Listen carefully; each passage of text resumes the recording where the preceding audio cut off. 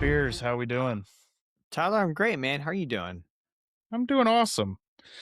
I'm doing awesome. How's we were kind of talking a little bit before we started recording, but how's the weather where you're living?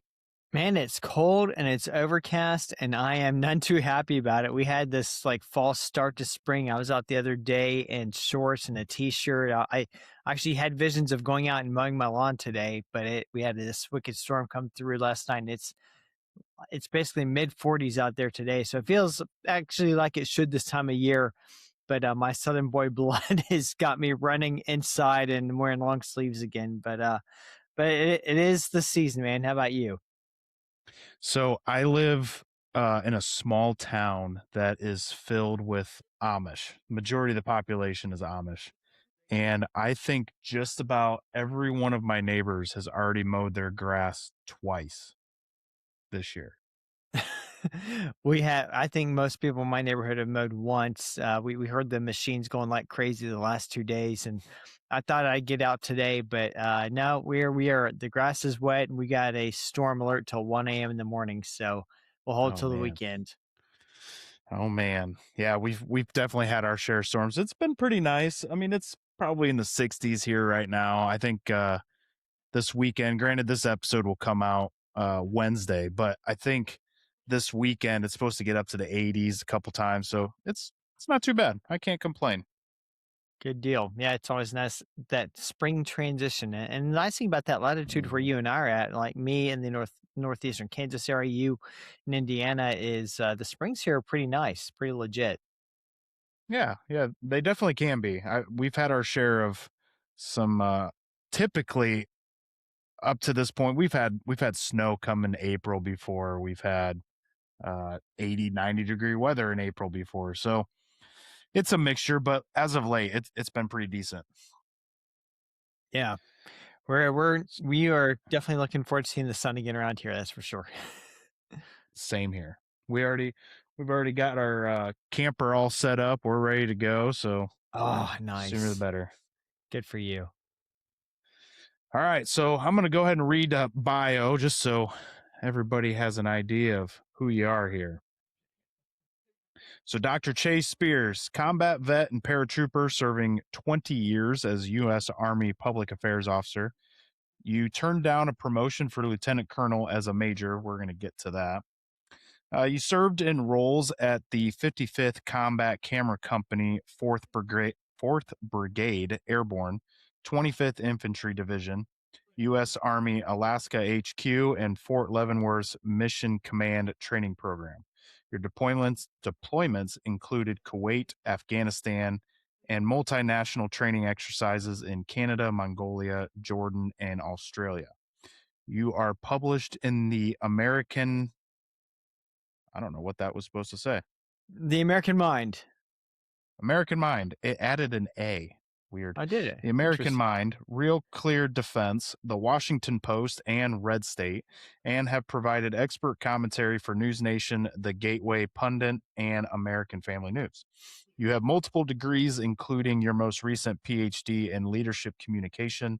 You're married to your college sweetheart, Lori, with 5 children, and most importantly, you are a Christian. Did I get it right?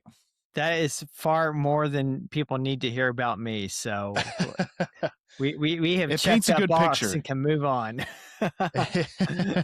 It paints a good picture. It gives everybody an idea of who it is I'm talking to. So wanted to jump in before we kind of jump into the rest of this. So you did a few deployments, including these multinational training exercises. What was your most favorite place to go to? Oh, that would be Australia. Hands down, Yeah. Australia. I got to go there twice. There's a mission that happens every other year. It's called Talisman Sabre. It's a big show of force exercise, essentially to remind a lot of countries that were a little more, uh, a little less friendly toward, to remind them that we can reach them pretty easily. And the first time I went, we actually flew nonstop. I was stationed in Alaska at the time. Alaska is a long way from Australia, and we flew nonstop in the back of C-17. So I think it was a fleet of 57. 5 C-17s, and we flew that joker all the way, did an in-flight refuel somewhere around the Hawaiian Islands, and then parachuted in to Shoalwater Bay Training Area, which is in on the northeastern tip of Australia. If you look at it on a map, there's this on the northeast, and there's this kind of looks like a horn coming up a peninsula. Shoalwater Bay is up in there, and uh, and then we spent about a week on the ground doing a field exercise. That was pretty darn cool. It was very austere. I mean, there was no.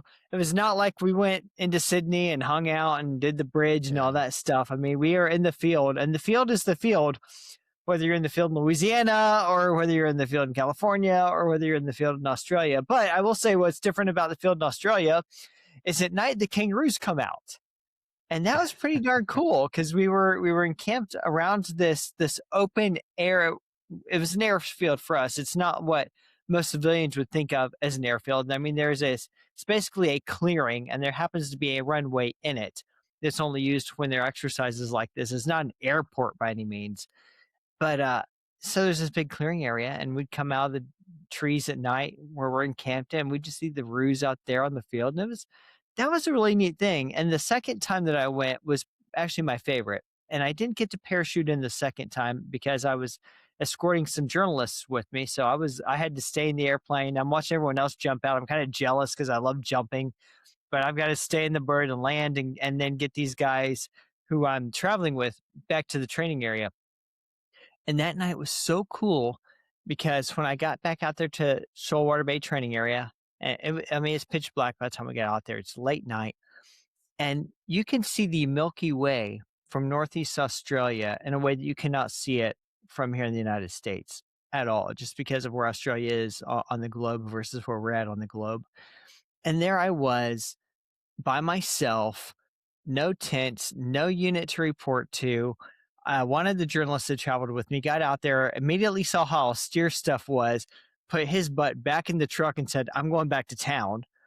And funny enough, he was the army paid journalist, and the public radio guy. He thought it was great. He stayed with us, and I'm out there sleeping underneath the stars, just me and a pallet laying on the ground, staring up at the sky. It was one of the most wonderful, peaceful evenings of my life. And so, of everywhere that I traveled for training overseas, that's the moment that always comes back to me as my favorite. I mean, Australia is that one place where literally everything can kill you. Yes, yes. I would love to go there someday, but I mean, just swimming in the waters there, you risk parasites.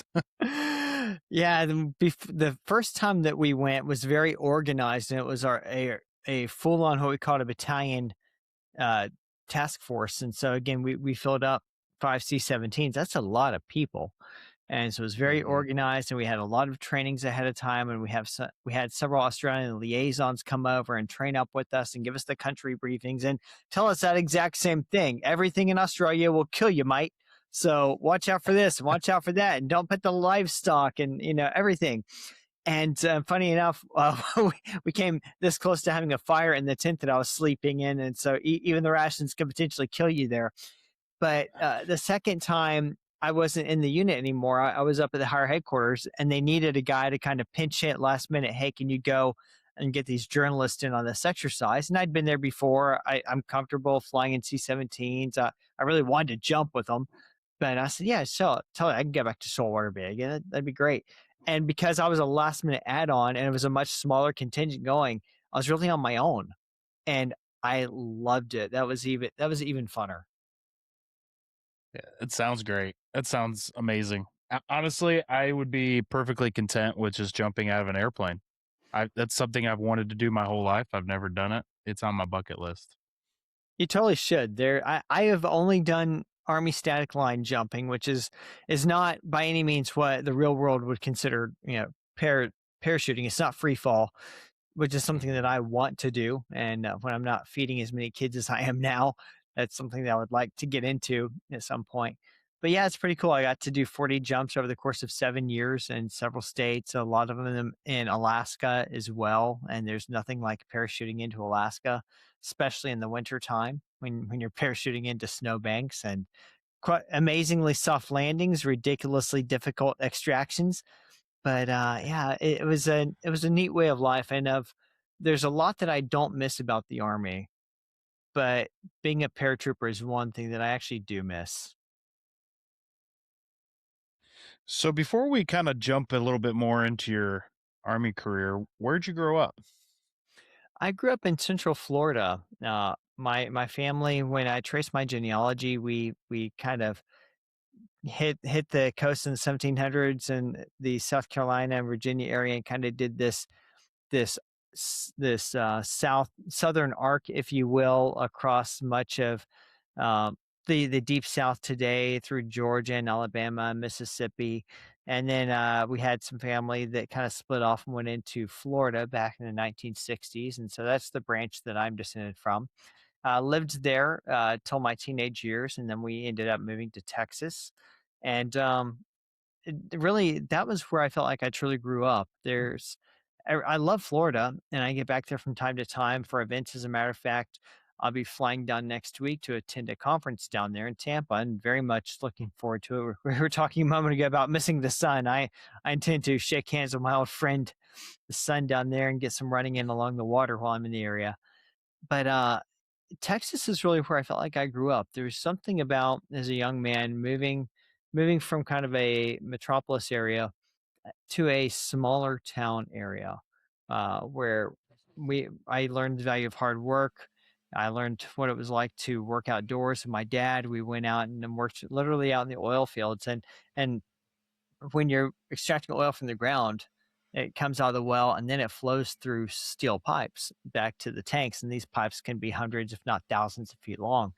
And over time, they wear out, and you salvage them for construction material. You salvage them mainly for building fences, and that was our job. We went out and we would literally dig this stuff up, and it was manual labor.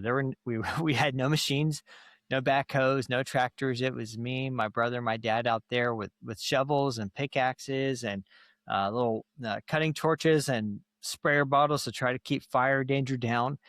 And I did that for 3 years, and I learned a lot of stuff about myself. I learned the value of hard work. Got really strong. I also realized I probably want to make sure I follow up on my collegiate dreams, because by age 17, I was already wearing a back brace. And I thought, all right, well, this is tough physically, and so I probably don't want to try to do it for a lifetime. But man, the sunsets! Oh my goodness, the North Central Texas sunsets! Being outdoors, just having a radio going. Some of the days when my dad would be gone doing others, taking loads of pipe elsewhere, and he'd leave me out to process, and I'm just standing outside in the evening, taking a break, drinking some water, and just watch the sunset behind the clouds. It was absolutely just majestic, and something that I really appreciated. From there, I went to Tennessee to go to college. I attended Lee University for my undergrad. Met my wife. We were actually very quickly friends, very quickly college sweethearts. Married by our senior year, and then we went up to Knoxville for me to start my first foray into graduate school and working on a master's in journalism. And it was at that point in time that I ran into an Army recruiter, and the rest is history. A few months later, I signed on the dotted line, and we shipped out. And what I thought was going to be a single 4-year tour turned into a 20-year adventure. When you ran into this recruiter, did you have any intentions of wanting to join the military? None at all. Nada. I'd So never what wanted. what made you decide to do that? They one of my sayings I often tell people is, when I think I have a plan, God laughs, and that was true then, and it's still true now, and it's frustrating as can be on this side of it, and then I get to the other side of it, and I see, okay, I see why you were doing that, Lord. It was frankly at that point in time somewhat of an act of desperation, to be quite candid with you. had- I was married.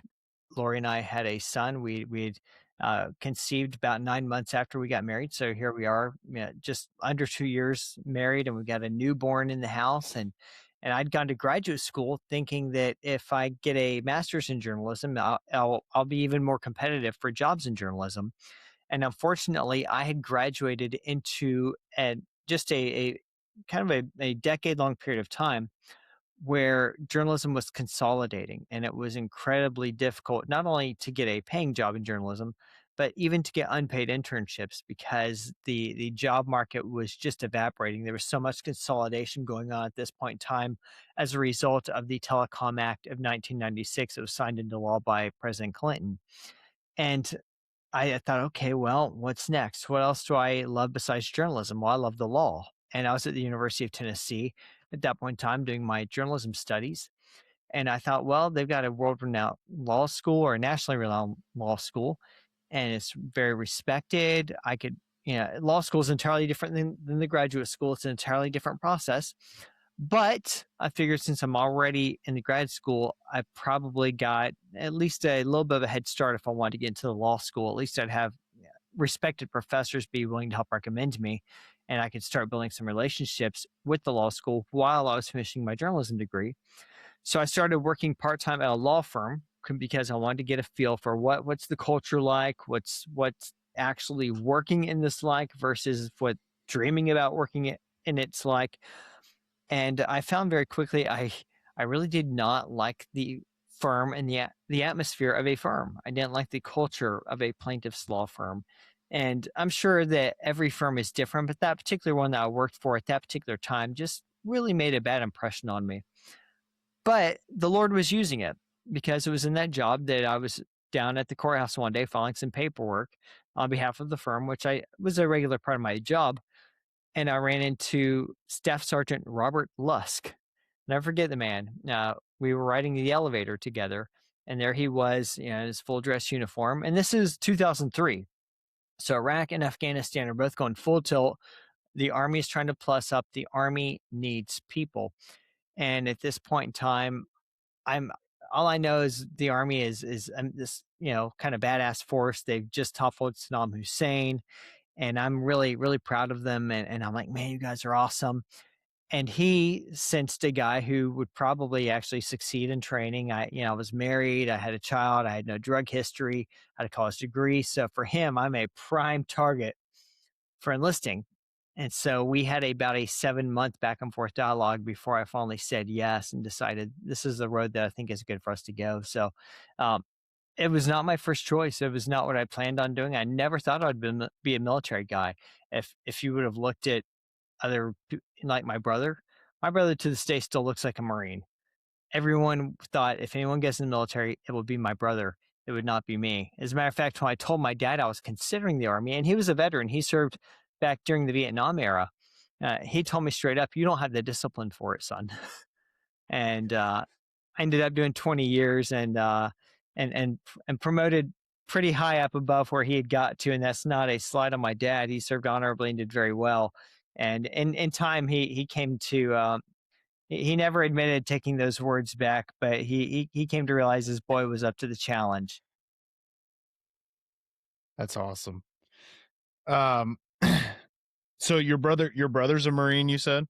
No, no, he's not. He's never served, Oh, but he looks like a Marine, like to he's this built day. like one. Yeah, He's oh yeah, yeah, just absolutely. He's a rock, and he looks the part.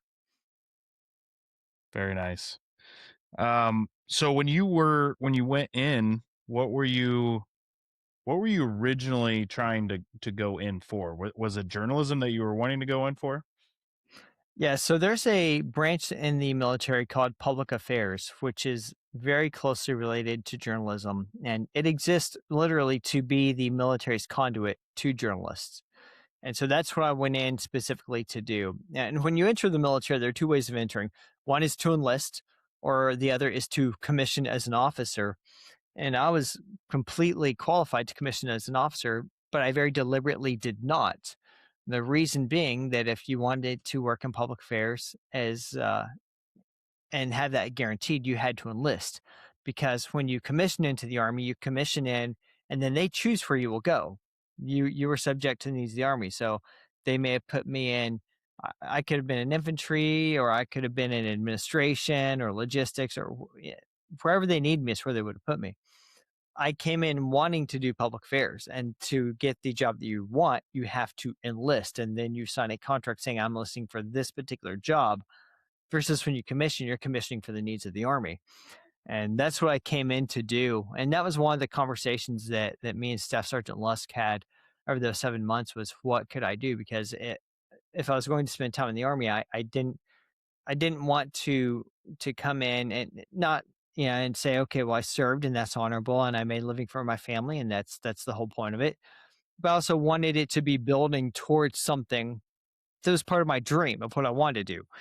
And he told me, well, we have this thing called public affairs. And so I dug into it and I realized, yeah, this actually sets me up. Have you ever seen the movie Good Morning Vietnam? Oh yeah. Yep. Adrian Cronauer. I mean yeah, he was a public affairs soldier. And I actually I That's I didn't get to right. meet him, but my graduation class, so every public affairs military member, no matter what branch of service you are, attends a specialty public affairs course at the Defense Information Training School in Fort Meade, Maryland. And he was actually the speaker at my graduation. Oh wow. And that was just a really, really neat moment for me to sit in a room and I'd watched the movie several times with my dad and to be like, this is the guy. That was so cool. So that's what I came in wanting to do. And I was very fortunate. That's what I did my whole time.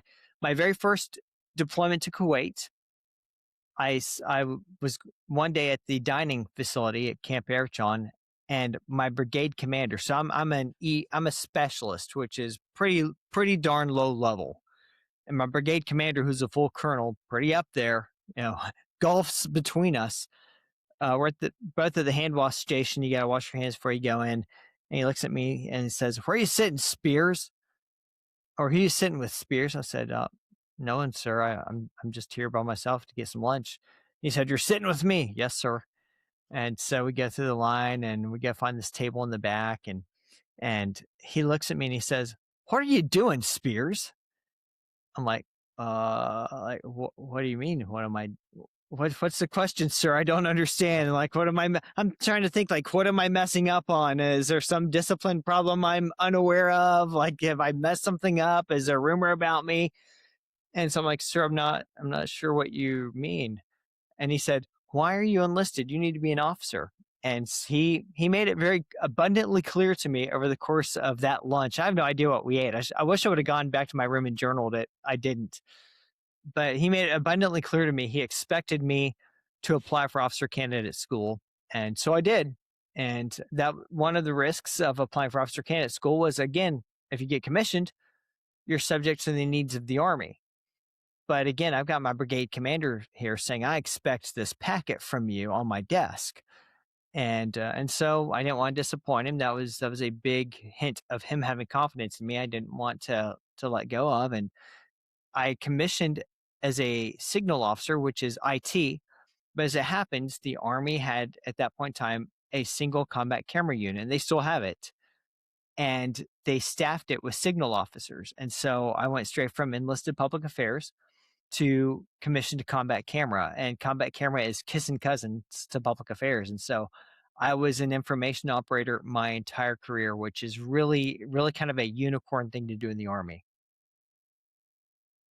Let's take a quick step back. When you decided to enlist, how did that conversation go between you and your wife?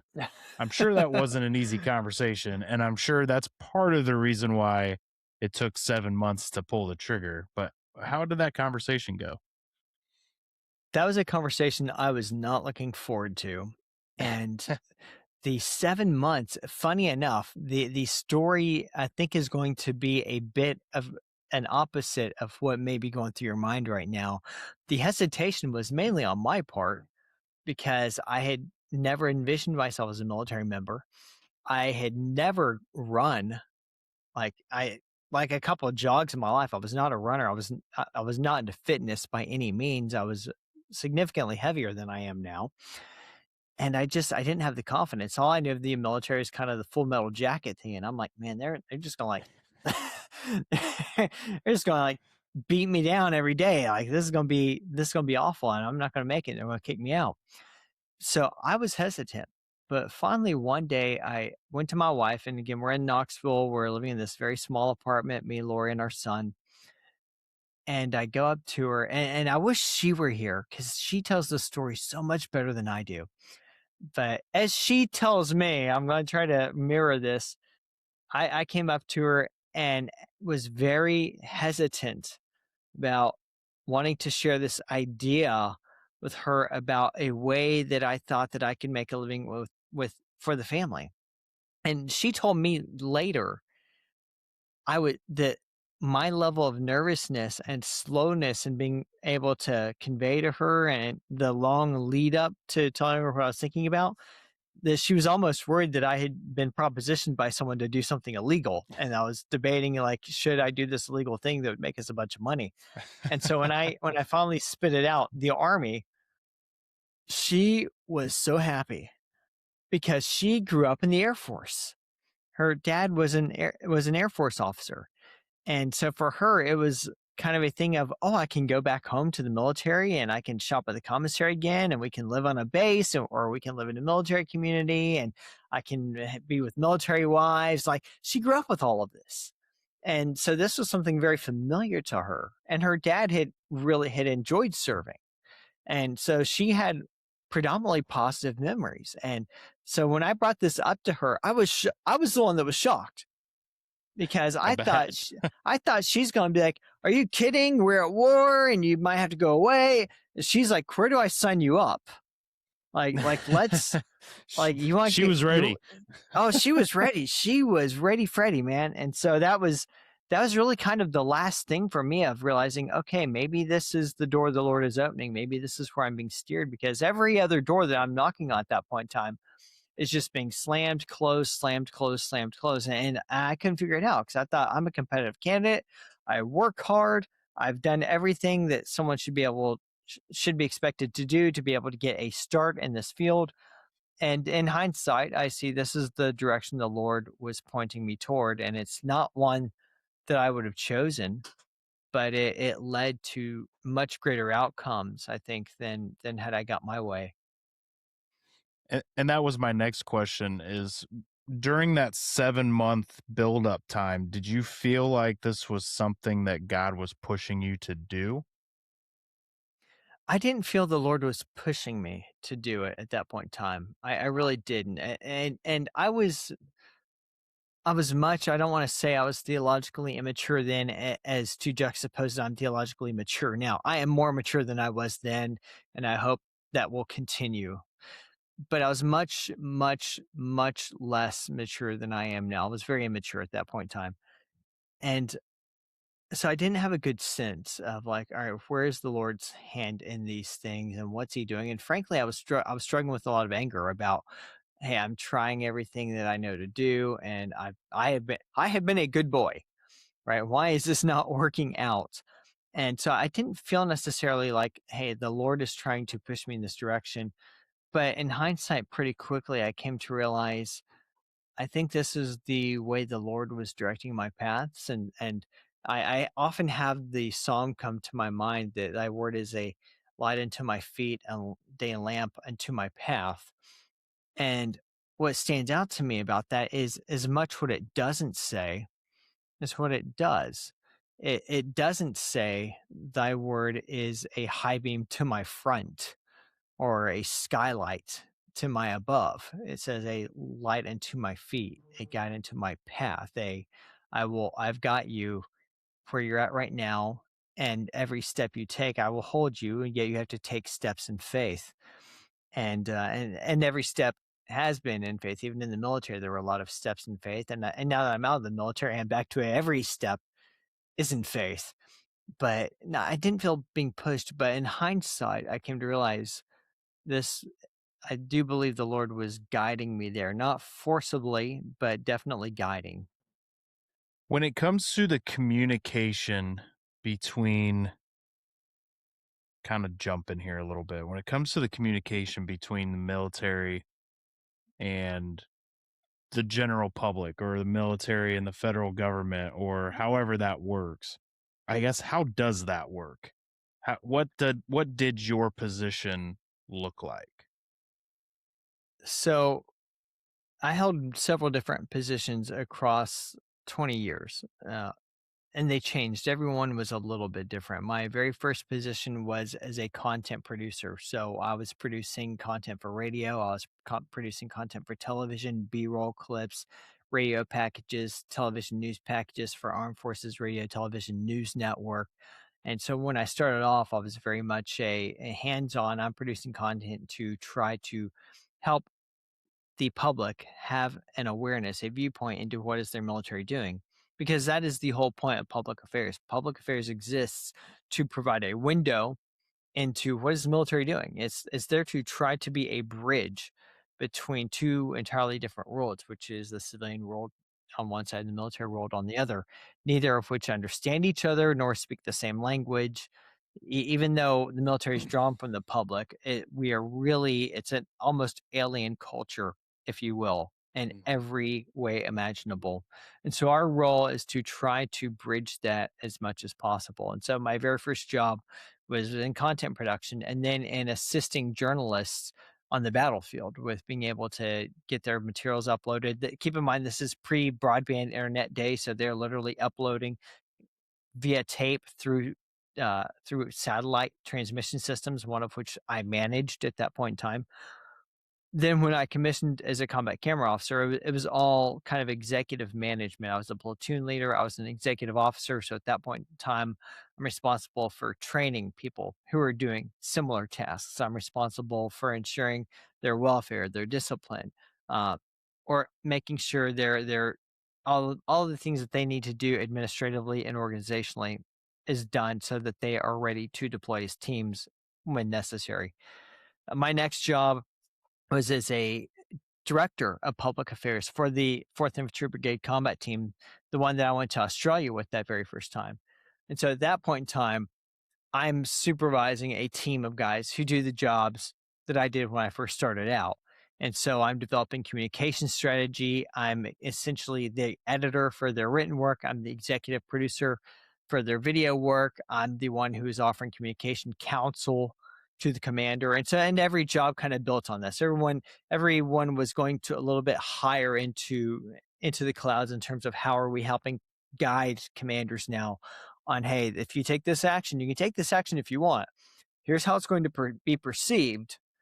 And if you don't want this kind of public perception, here's a way that we can try to help you shift how you do things. So at that point in time, you move more into an ethical counselor and strategist within the lanes of communication. And then my last job was as training officer. I trained people on how to do this job in a simulated wartime environment. And so every job is a little bit different, but at the end of the day, every job was to try to support building a bridge between the public and the military. And that's what we're supposed to do. There are a lot of good public affairs officers across the force who put their heart and soul into that and do a marvelous job of it. But I will also confess that there's a large contingent, and I think it's fair to say they comprise a good, at minimum, 51% plus majority of PAOs who deliberately try not to communicate on behalf of their organizations, and sadly that contributes to a lot of the brokenness between the public and the force and the misunderstandings and unnecessary controversies.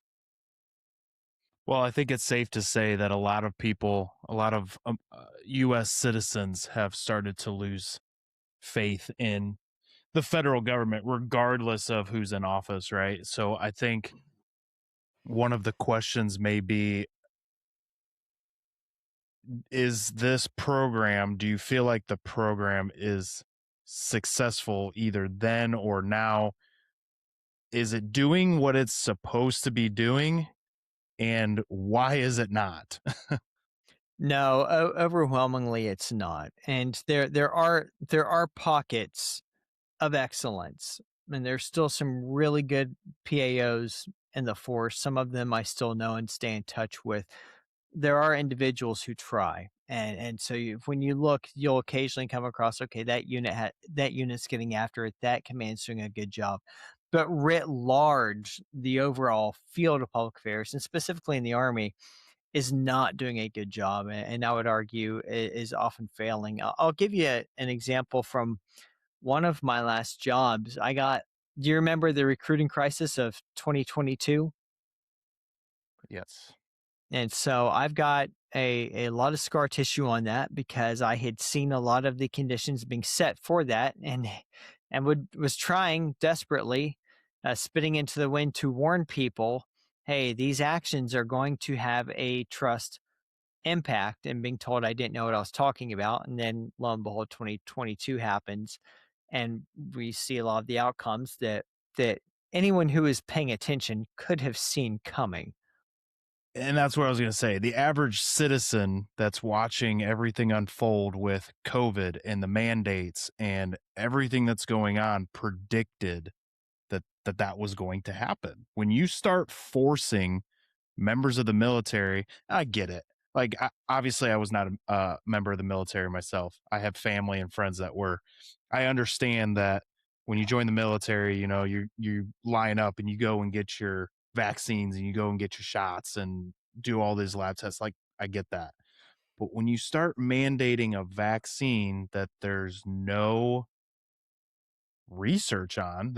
little research on, and you're telling them that you either take the shot or you get out, like, what do you think's going to happen? People don't just want to put stuff into their body that they don't know what it's going to do. And I know I'm going to create a whole bunch of flack because this show, we don't normally talk politics, but I feel like with everything that's going on right now, we kind of have to, because people need to understand what's going on.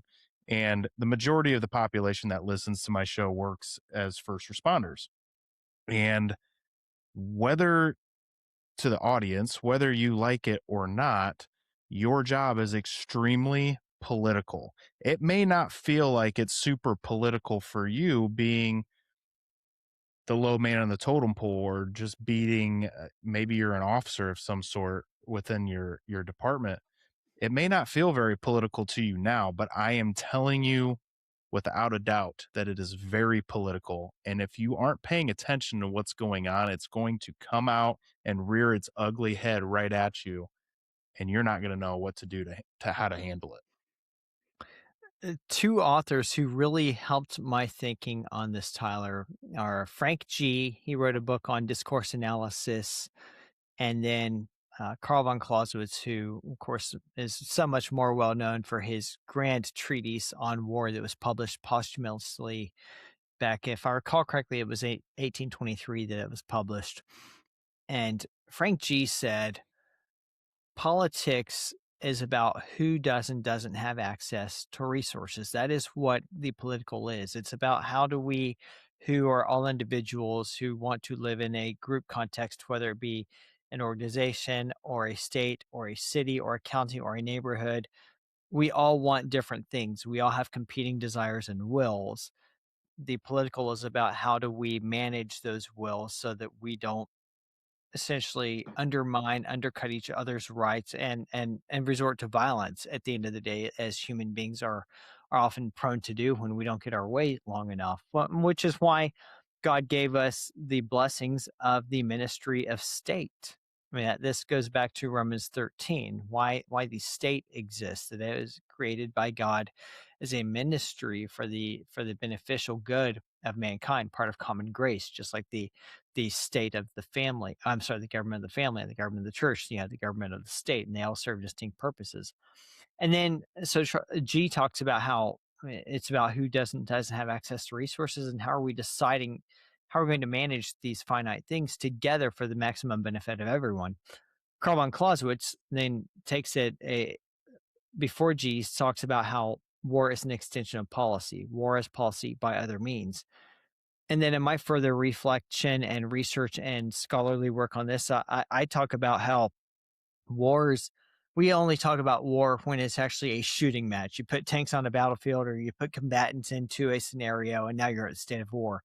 But war is a competition of ideas. It's who wants to dominate the other person. And it begins in ideas, and then it grows into discourse, and then it evolves into policy. And then when the policy means can no longer be be adjudicated peacefully, then you get into the shooting wars. So there is war at all levels. And so I completely agree and applaud you for pointing out that we who work in what we call the service professions, soldiers, paramedics, policemen, first responders, we like to think of ourselves as we're above politics. We stay out of politics. We are merely here to help people because that's what a servant's heart does. Right. If I'm a fireman and I'm pulling someone out of a burning building, I don't care how they voted. I'm pulling them out of the burning building. I'm saving a life. Right. That's what I do. But the policy that determines, am I going to be paid? That's a political directive. Am I going to have the equipment that I need? That's a political directive. Is my fire station going to be put in a place that needs it versus a place that doesn't need it? What kind of annual trainings am I going to have to do? Are they going to expect me to call men women and women men? Like, these are all things that are political, and these are things that we swim in. And soldiers, we feel it, I think, a little bit more acutely, maybe than some first responders, because it's so inherently political, the nature of war. But all service professions are, in one way or another, touched by the political. We are expending public resources to decide who's going to live in this moment versus who's going to die. And we're not consciously making these decisions trying to be political about it, but it's the water in which we swim. Fish don't know they're wet. This is the world in which we are. It's the context in which we are. And so when I hear people say, I just stay out of the politics, good luck, bud. Good luck. I promise Right. you, the politics are not staying out of you. And I'm not saying we all need to obsess about this, not by any means. But we don't need to just dismiss it out of hand and pretend it doesn't exist, because it does.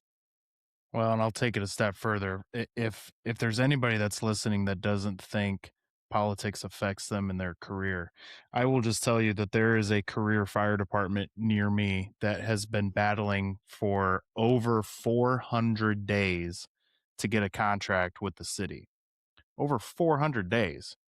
The police department has had two contracts agreed upon in that time frame. So if you think that politics doesn't affect you, it does. But we'll move on from that. When it comes to this kind of conversation, let's look at some of the more popular service members that politics has really played a game with. Names that I'm sure you're familiar with, Dr. or not Doctor, goodness gracious, Captain Brad Gary. He was one. Eddie Gallagher was another. These were two. They weren't known individuals to the general public until the media got a hold of them. Uh, Brad Gary, his situation was he was the captain of the Navy SEALs Buds program, Hmm. and he had a cadet that was in Bud's training. I'm probably going to butcher it, but he had a cadet in Bud's training that randomly died. He had been attempting to make it well known to his command staff that there was a big issue going on with trainees using basically performance enhancement drugs to be able to get through this program, which, let's be honest, I'm sure that might be something going on in other branches of the military too, not just Navy SEALs. Then we had the Eddie Gallagher situation, who his was the SEALs underneath him didn't like him for whatever reason, and they basically started a coup against him to get rid of him, and he ended up serving in the military prison while he was waiting for court. Hmm. So what's going on there? Why does this seem like this is becoming, I get there was a good significant gap in between Eddie Gallagher and Brad Gary, but why does this seem like this is getting more common, and why does it seem like it's almost encouraged to occur? We had this, we have a few things going on here. One is a zero defect mentality in military culture today, which it says that if you're a commander and someone dies on your watch, or there's some sensational event that happens, that you automatically not only get relieved in your career is at an end, but now you everything needs to be investigated. I mean, literally, the military is infested with a poisonous investigation culture. Secretary Hegseth has talked about it. He even wrote a policy called the No More Walking on Eggshells policy to try to get after this. And when he signed that, I was just thrilled to see it, because that was something Can you that talk about what that policy was?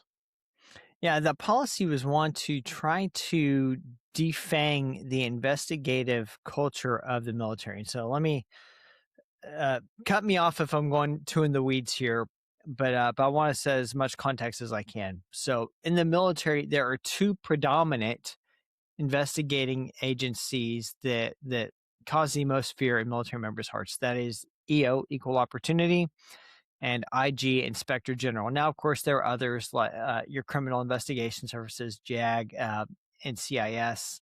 Oh God, what do we call them in the Army? I'm having a brain cramp moment. But these Special Investigative Services, CID is what we call it in the Army. Hmm.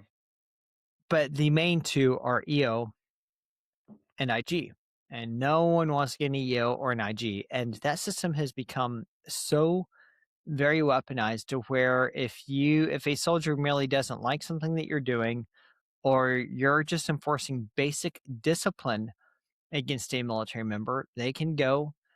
Every single stinking unit has an EO representative, all the way down to company level, and down you have an IG representative at least down to division level, and I think even lower than that in some cases. And you can go find these people and you can file complaints. And there's a presumption of guilt culturally, not necessarily in every command, but there's a stigma that comes with, oh, now you're under investigation. Now, the investigation culture has become so ridiculous that it's almost kind of a joke now of, hey, if you didn't get an IG or an EO investigation somewhere along the way as an officer, were you even doing your job? Like we all say that Mm-hmm. we've all endured them. But while you're under it, there's a stigma because while you're under it, they flag you, and there's a cultural presumption of, even if not guilty, there must be something wrong because there was a complaint. So And it's a guilty until proven innocent type of yes, system. yes, and even when you're cleared, even if it's investigated and the person is cleared, there's no consequences for anyone for filing a false report there, or at least there have been none until recently. Now, the new policy that Secretary Hegseth signed, as I understand it, now it's been a little while and I haven't read it in a while, but as I recall, that was one of the policy changes that he said is if you are found to have knowingly lied about someone, that there will be consequences. Now, is that being enforced? I have no idea. It's one thing to write the policy; it's another thing entirely to enforce it. And we've seen the War Department has selectively enforced many other directives that he has done. But that is one of the big problems. And so you fast forward to Eddie Gallagher, and he was accused of war crimes, and that is something that we have just become obsessed with in Western military culture of you don't want to do war crimes, you don't want to do war crimes. And let me say up front, I don't want to do war crimes. The purpose of Christian just war tradition is you go to war as a last resort when there's no other option. And when you go to war, you commit the level of violence necessary to achieve the political goal expeditiously so that you can, as quickly as possible, restore a just peace and to the maximum extent possible, protect innocent life, because war should be just and it should be to just ends. Now, we know it is usually not, but that's what we aspire to, right? That's what Christian just war tradition calls us to aspire to. And we'll be held accountable to God as warriors one day, whether or not when we went to war, we did it with honor.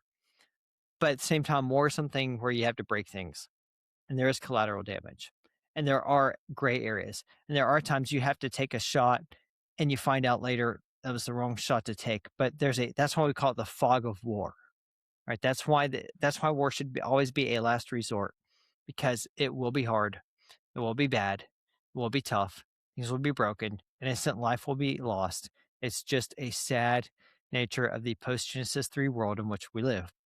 But we had this zero defect culture of some where we want to take people who had to make hard calls and we want to accuse them of being war criminals. I mean, look, just this week, the most decorated soldier in Australia, years later after coming back home, is now being imprisoned and charged with war crimes. And they're like, and I haven't got in depth on his case, but some of the things that he was accused of, when you read it on the surface in isolation, you're like, oh yeah, this looks like a guy who did some bad things. But then when you get into the context of it and you see the area that he was operating in and the knowledge that he had and what he'd been sent to do, he did what he had to do, it looks like. Now, again, 2 weeks from now I could read his file and have to eat those words, but that's the gist of what I understand right now. And the bottom line is when you send people to go to war and you send them to do hard things and you send them to achieve an outcome that requires violence, you need to have their back to get it done. You need to have their back to get it done. If you're not going to have their back to get it done, don't send them. Now, if they wantonly go out and murder innocents, that's a whole nother thing. But that was not the case with Eddie Gallagher, and that was not the case with Brad Geary. And these men were demonstrations of what happens when the political realm completely takes over all things. They were made into scapegoats, and they were easy punching bags. They were easy targets because the brass didn't. In Brad Gary's case, the brass didn't want to admit, hey, the sailor who died under his command died of reasons of his own choosing. He made some bad decisions, and it's a tragic loss of life, and we should rightfully mourn it. And we should also rightfully say he made some really bad decisions that contributed to it. But we don't want to do that because in this Marxist framework that we're in right now, everyone's supposed to be a victim. And then when you have a victim, you must have an oppressor. So we must find the oppressor. And they tried to make Brad Geary into the oppressor. And it's unconscionable. It's really unconscionable. I'll give you a story. When I was in command in Alaska, I had a soldier who was a literal murderer. She killed her child. She gave birth to a child in the winter, decided she did not want the child, left the child, newborn child, in a snowbank in Eagle River, Alaska, in the winter, walked away, she killed her child. That's And awful. yeah, it was horrible. A monstrous thing to do. And the Why? army, she, as I understand, the child had been conceived by a man who was not her husband, as I understand. And while her husband was on deployment, and her husband was coming back, and she didn't want to have a baby, and the house wasn't his. That was the story that I was told. And Wow. so, but regardless, even if that's not what happened, she killed a baby, right? Uh-huh. She knew what she was doing. She abandoned a baby. This is an evil thing. The army kept her on for years because, well, we the state of Alaska wants to have first bite at prosecuting the case. Well, the state of Alaska drug its feet and drug its feet and drug its feet and drug its feet, and she ended up being in my company while I was commanding in Alaska. And here I had a soldier who had literally murdered a child in my orderly room, handling the administrative files of the senior people in the headquarters. And finally, and my boss didn't even know about it because she'd come to the unit before he'd taken over. And one day I was sitting down giving him a brief, and I said, "Sir, I really want to put the soldier out or move her to court martial. This is ridiculous. I'm having to sit on a murderer." And he was incensed. He's like, "What are you talking about?" So I briefed him up on it, and he got a hold of the Army lawyers. And the Army lawyers' attitude was, "Hey, you company commander can keep holding the soldier because we're going to let Alaska do its legal proceedings, and then if they don't do what we want with her, then we can take jurisdiction and we can try her through court martial according to the Uniform Code of Military Justice." My reply was, "Well, just pull jurisdiction right now and let's go to trial and let's get this thing done." That like Yeah. justice delayed is justice denied, right? Let's not just pretend this thing didn't happen. And this isn't a game. And so ultimately, at the end of the day, what we ended up doing was merely putting that soldier out of the army because so that the state of Alaska would finally prosecute because the state of Alaska just wanted to sit on it thinking, oh, she won't go anywhere as long as the army has her. We finally had to put her out of the army to get the state to prosecute her. That's how the military was willing to treat someone who had literally murdered someone. Yet they wanted to actually go after Brad Geary for real. Why? Well, race probably played a role. Being a man versus woman probably played a role. Timing probably played a role. And so that Eddie and Brad, they're just two of many examples of people who have been caught in the political crosshairs. and have paid a price that was so far beyond what they signed up for and was so unfair. Right? The nation asked some very, very, very hard things of those men, and then it put them through that on top of it. That I have a big problem with that. And it's not to say that every decision was perfect, right? But not every decision will be perfect when you're in this line of work. So, do you think this is something that other members of the military should be concerned about? And what I mean by that is should other members of the military feel like they have a target on their back at any specific time? Because if they're willing to do this to two Navy SEALs, who's to say they're not going to do it to some low man on the totem pole in the Marines or in the Army or whatever? Well, it's not that they should have to be worried about it because they are worried about it. It's something that is talked about. It is something that is worried about. And I heard many, many times throughout my career the saying better to be judged by 12 than carried by 6. And that's a Same. reference to, you know what, I'd rather go to a court martial than not take the shot that I think is going to save my life at that point in Right. time. And what a Yeah. horrible, horrible, horrible place to put a fellow American citizen in uniform. That's what the politicians forget.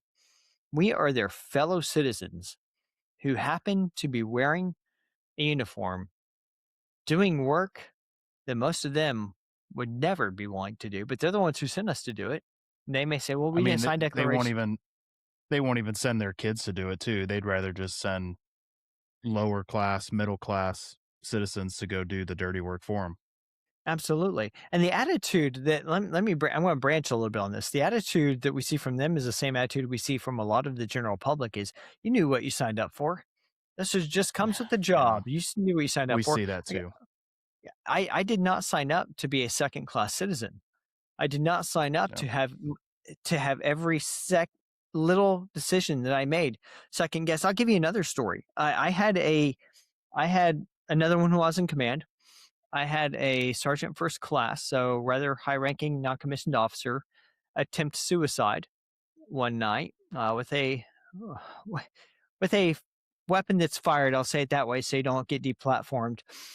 And uh, thank God, he was unsuccessful in his attempt, but he did some very serious damage.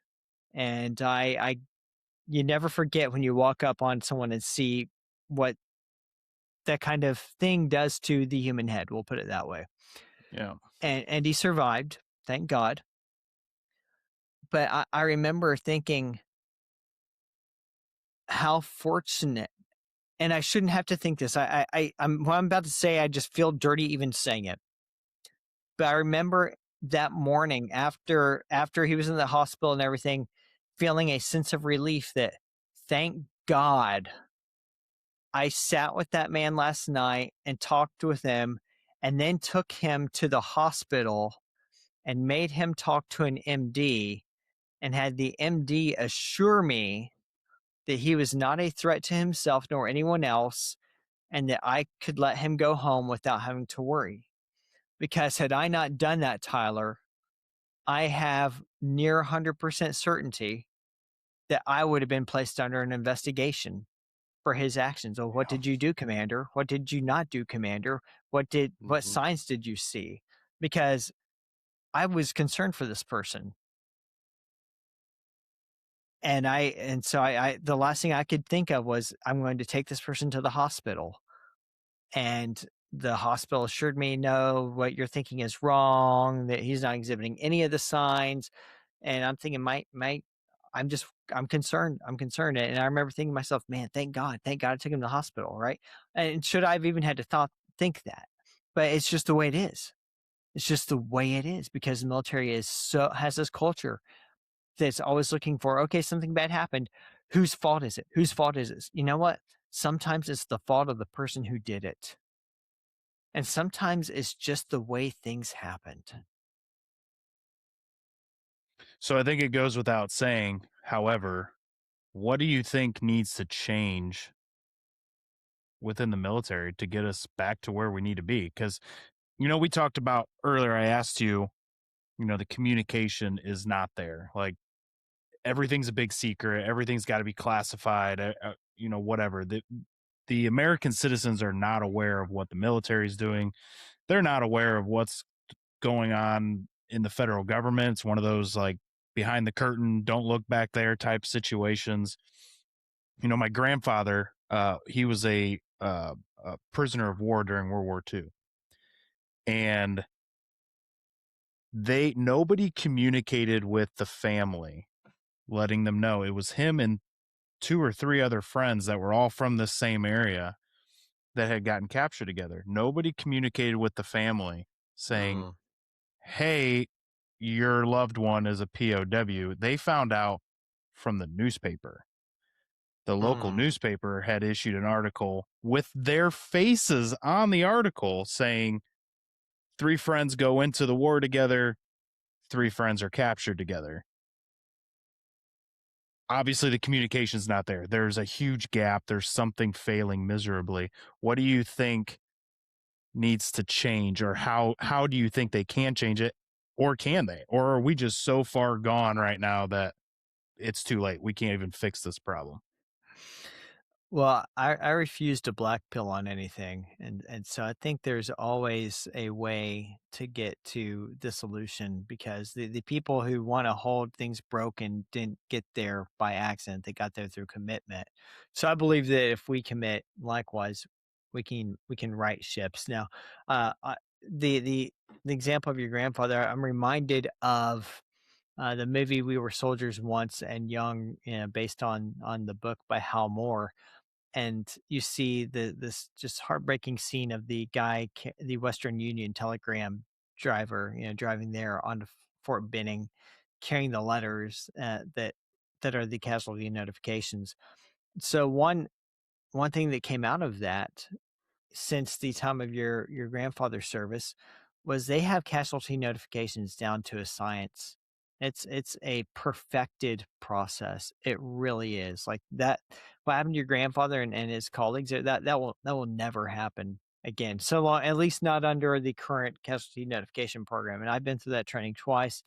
I've it's just such a well done thing. And that's an example of, hey, they learned something was really, really, really badly broken and they fixed it. They put an institutional inertia into it and they said, this is a no fail mission, and they fixed it. They fixed it because the military decided this is now a no fail. Imagine when it comes to public affairs, if commanders began saying, this is a no fail mission, and they began equipping, training, and enabling their communication professionals, their public affairs officers, to do the job. It can be done. I have written ad nauseum on it, hundreds of pages worth of material on this. Others have written quite a bit on it as well. There's a lot of good scholarship. There's a lot of just good common sense guides on how to do this. The challenge is at the cultural level. Commanders in general do not value the skill. They view public affairs as a risk. Why? Because they fear a negative headline more than they fear all out nuclear war. And that's not being hyperbolic to say that.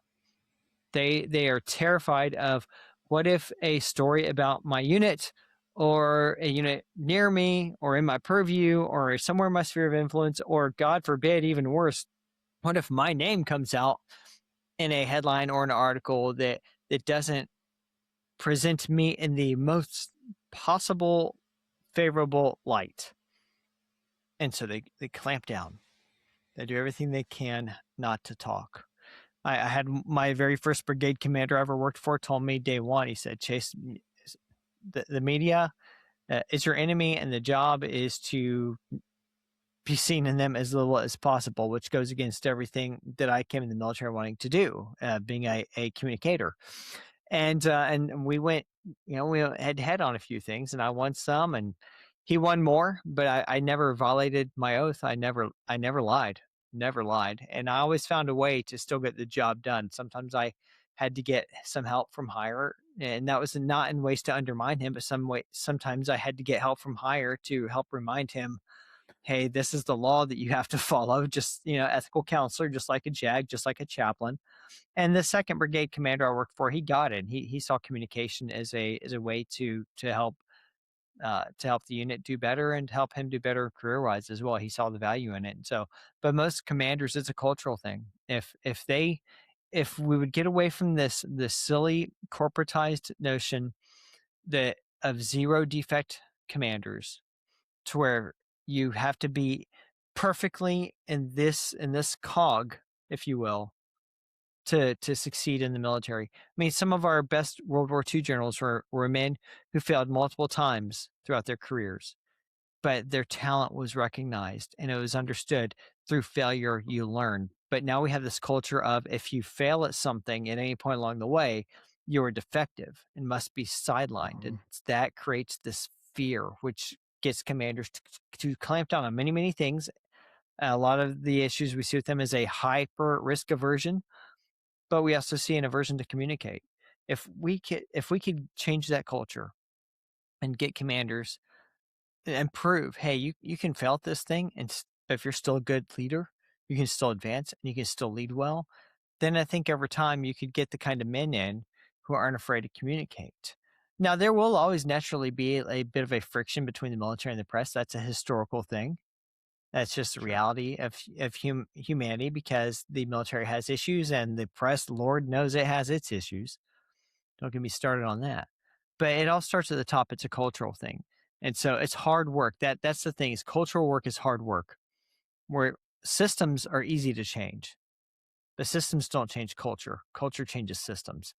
And the cultural stuff is what takes years and years and years. And I know Secretary Hexeth is working hard on that. A lot of his policies have aimed at the culture.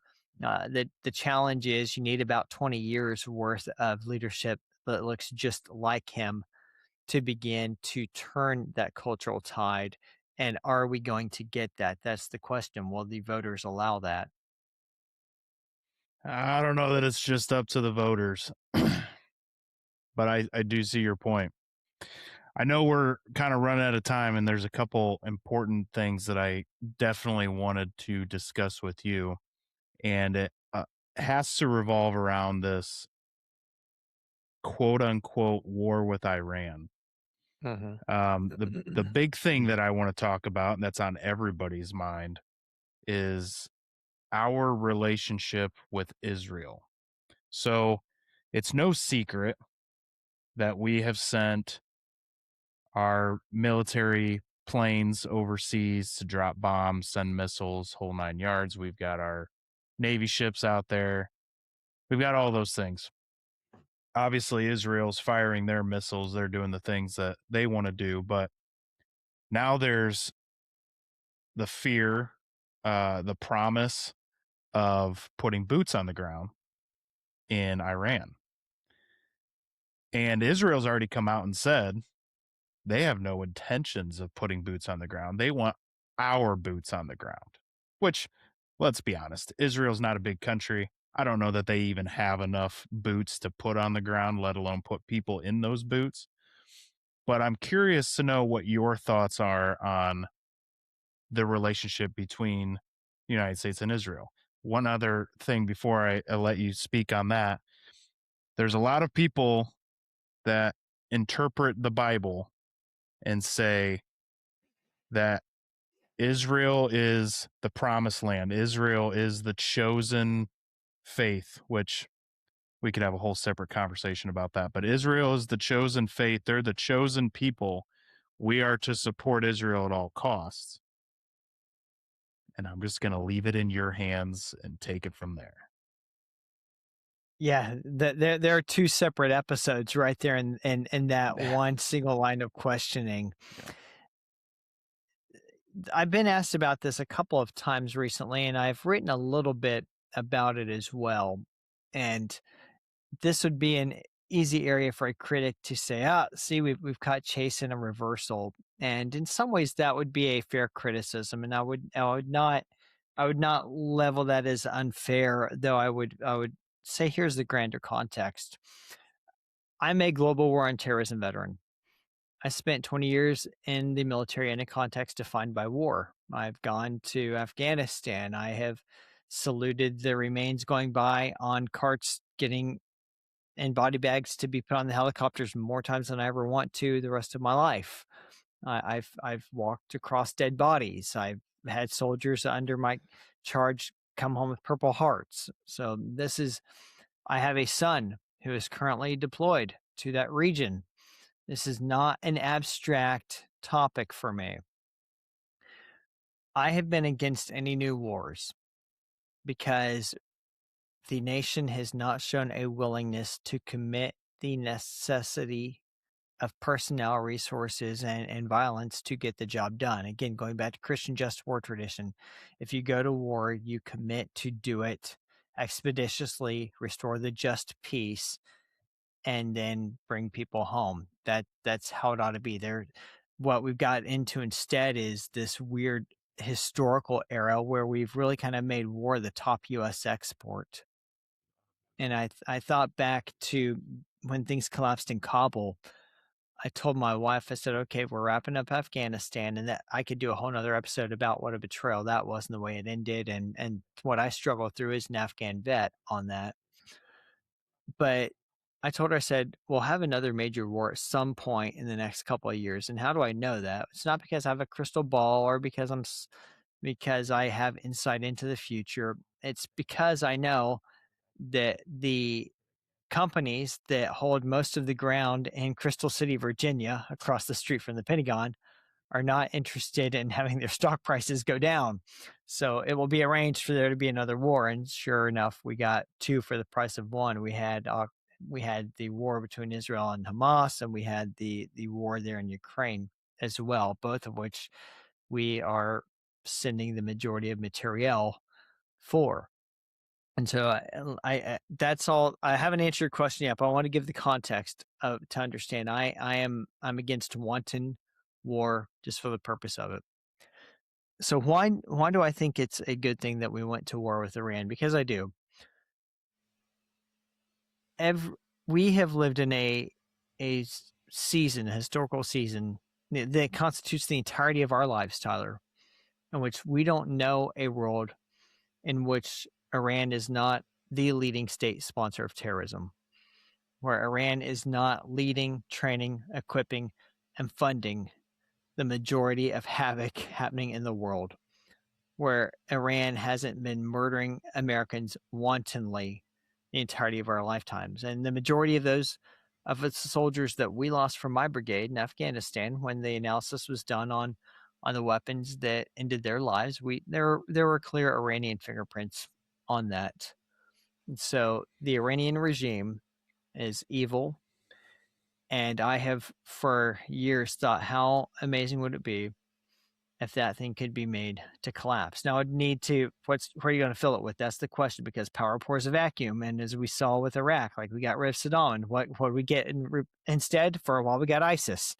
And then after that, they became an Iranian proxy, right? So you got to do that carefully. And the Middle East only understands one thing: it's he who has the bigger stick and is willing to wield it. Saddam Hussein was a bad guy, and he's not nearly as bad as the people that replaced him. All right, we have to understand that.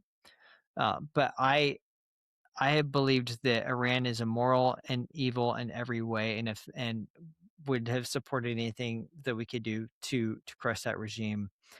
Now, there are a lot of arguments about how close were they to nuclear enrichment targets? How close were they to potentially launching an attack on us? And these are things I don't know. I don't have the insight. I no longer hold a clearance. I don't get briefings on these things. And frankly, I like the plausible deniability that comes with all of that. Right? I cannot accidentally divulge something classified when I don't know it. And Well, so, if you ask Joe Kent, because he's been very, very vocal since stepping yeah. down, he'll tell you they weren't making uh, weapons of mass destruction. They weren't making nuclear weapons. Yeah, and let me come back to Kent in a minute, because I have some thoughts on him. But regardless of what they were or won't doing, I'll admit, Tyler, you can call me on if you want. I that was a regime that deserved to fall, and frankly, I personally want a revenge. And Now, how much is that worth as a cost to the nation? That's a fair question. And so I have a lot of friends who disagree with me on this, who say we should not be in this campaign. And I'm not mad at them by any means. People of good conscience can look at this and see the same thing and come to different conclusions. All right. This is an area there is some gray. And so I don't talk bad about my friends who think differently on this. I love them, I respect them, and we kind of we arm wrestle a little bit and then we hug after it. I'm okay with that. But I don't. A lot of people are trying to say, well, Israel goaded us into it, and they ask questions about, is Israel really running the show? Is Israel the shadow power behind the world? Is Israel this? Is Israel the world's biggest problems? And to that, I think a few different things. Uh, Israel, the nation state, as you and I know it, right now in 2026, the piece of land the size of New Jersey, there between the Jordan and the river and the Mediterranean, is not the biblical theocracy of Israel. It's not. It is a secular state for Jews to be able to have a place that is their ancestral homeland, to come and have a nation and have a state. And I'm all for it. I'm all for it. That's our ancestral homeland. And what is a nation? Well, it's a people that shares a same language and a same culture and a same tradition and is able to defend themselves. And Israel meets all of those markers, the current nation state, and they have been an ally of the U.S. since their inception. President Truman, I think, was one of the first people to reach out and begin those diplomatic relations when they first came into being in our context. That's But right. but when you have, but I'm also very careful to say that is not, when you look at scripture and it says, those who bless Israel I will bless, and those who curse Israel I will curse. Well, that is the ancient theocracy of Israel, which one day scripture tells us will be restored. But that is not the current secular nation state of Israel as we know it. And so we need to be very careful about not crossing theological and diplomatic lines on that, if you will. Now, should we or should we not have relationships with Israel? I think it only makes sense that we are allied with Israel. And so then a lot of people say, well, how much influence do they have? And they point out AIPAC, and AIPAC has a lot of influence. Yeah, they sure do. Uh, but at the same time, I also look at how many other nations that we have relationships with. Uh, I'll just give you three off the top of my head in that region: Egypt, Jordan, and Saudi Arabia. We'll just pull out those three right now that we have positive diplomatic relationships with. And look at the mosque boom across Texas, and look at the pretty much complete capture of Minnesota and Michigan, and look at lawmakers being elected in those states that openly admit that their love is not for the United States, but is for their Islamic homelands. And when I look around America today, I don't see Jews trying to push Americans out of the street and out of the discourse, and trying to push our prayers out of our own churches. I don't see them surrounding us. It's really, but when I look around Dearborn and I look around Frisco, Texas, I Uh-huh. see just this Islamic wave sweeping across the U.S., pushing us out, pushing our culture out. And no one says, well, what about the influence that Saudi Arabia has here, right? It's that culture that's trying to conquer our nation. And we're asking questions about, well, what's Israel doing? What's Israel doing? Okay, well, what's Ecuador doing, right? What's Brazil doing? I mean, every nation is wanting to have its influence. And so, yeah, Israel is obviously, we're allied with them in this operation. Obviously, they had some level of influence. I don't dispute that. And were I Netanyahu, and I'm in this little teeny tiny nation that's surrounded by enemies, and there's a way that I can encourage America to join the fight, well, it's the same play that Churchill made to get us into the Second World War. You have a small nation, it's getting decimated, it's surrounded by enemies on all sides. If they can get America into the fight, yeah, they made that play. Should we have been in that fight? That's a matter of historical debate. But it's the same play you and I would make if we were in leadership of an organization, an entity, an institution, a city, county, state, nation surrounded by enemies. and there's someone over here we think we can get to give us some sympathy and give us a chance, fighting chance of survival. Are we going to make that call? Are we going to make that play? We'd be fools not to. We'd be suicidal not to. And so, I think we have to remember Israel right now is like every other nation. You have to look at it and say, is this one that's worth having diplomatic relationships with? Do we think that the relationship works well for both? I argue that it does.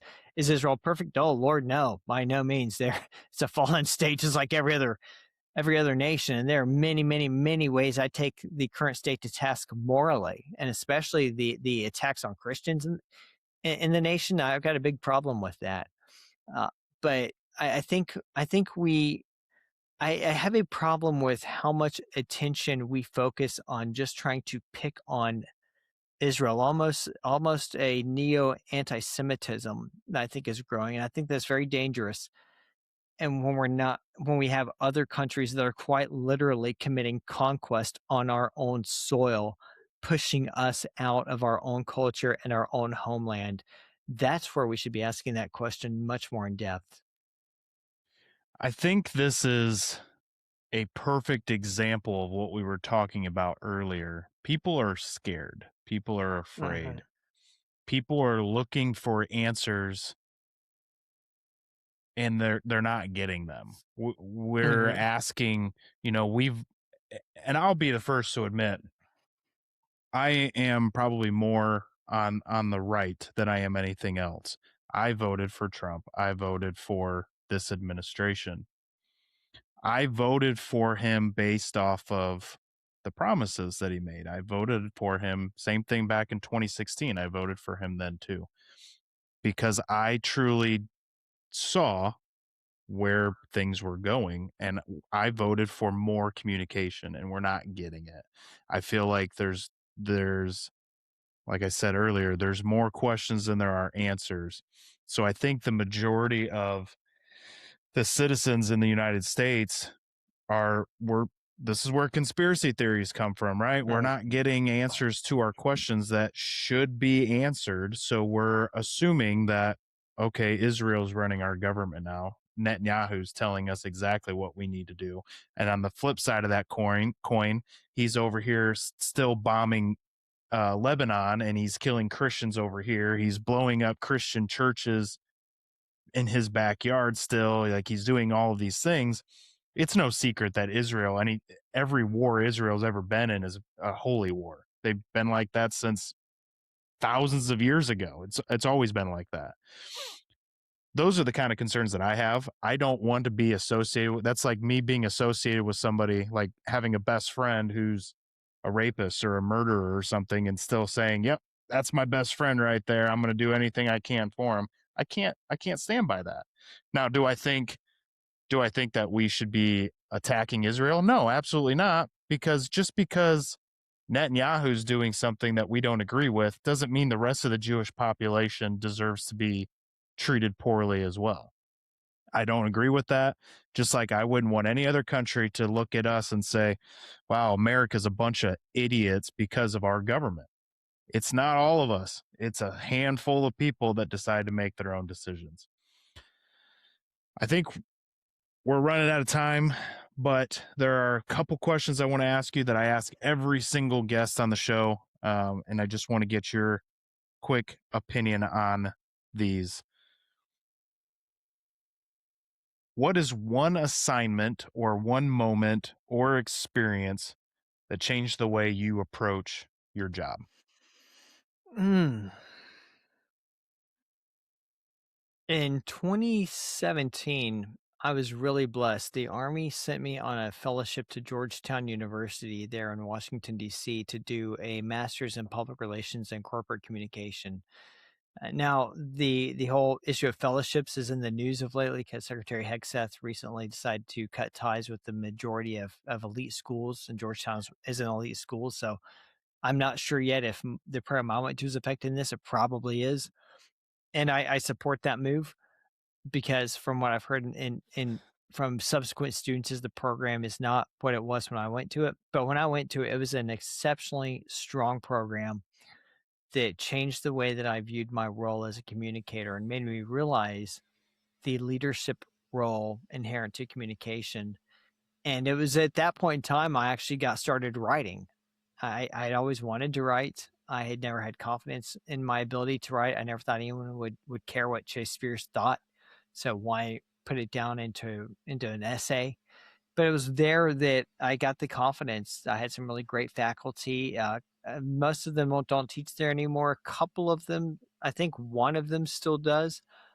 But it was just one of those like perfect moments, perfect places, right place, right time, right people to provide the right mentorship that I needed at that point in time that I wasn't ready to receive in my life up until that point in time.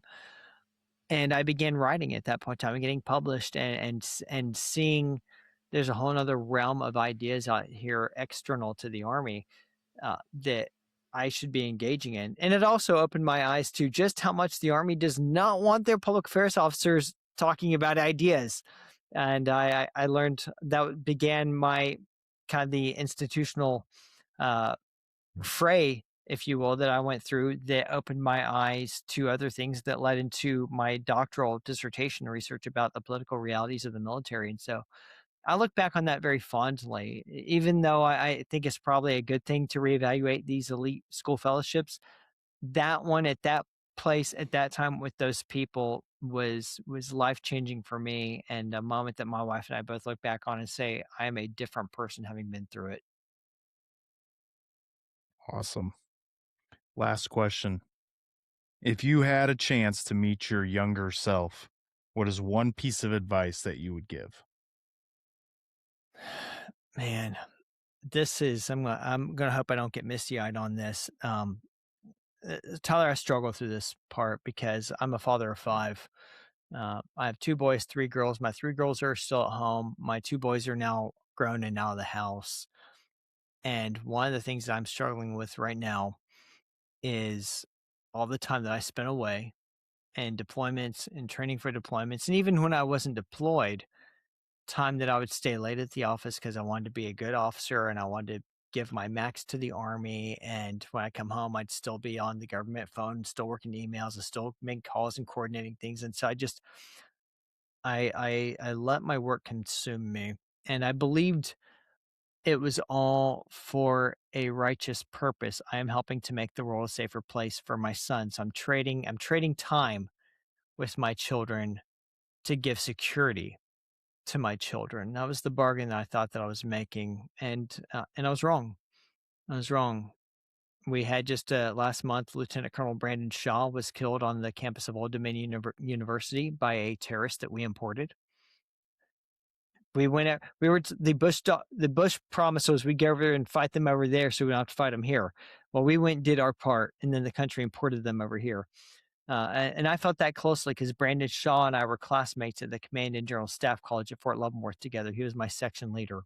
So I felt that. I still feel it.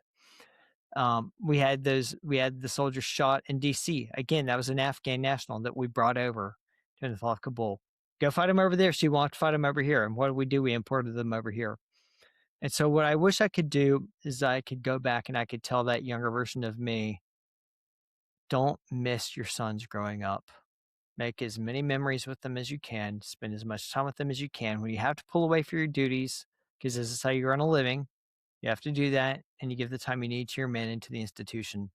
But don't give the institution a minute more than you have to. Give those sons everything that you can. I wish I could go back and tell myself that and relive their growing up. Dr. Chase Spears, I greatly appreciate you having a conversation with me.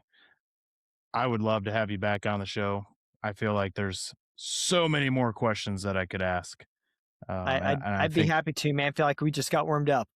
yeah, we just barely scratched the surface. So I greatly appreciate you. Thank you. Appreciate you, Tyler. Thanks for having me on.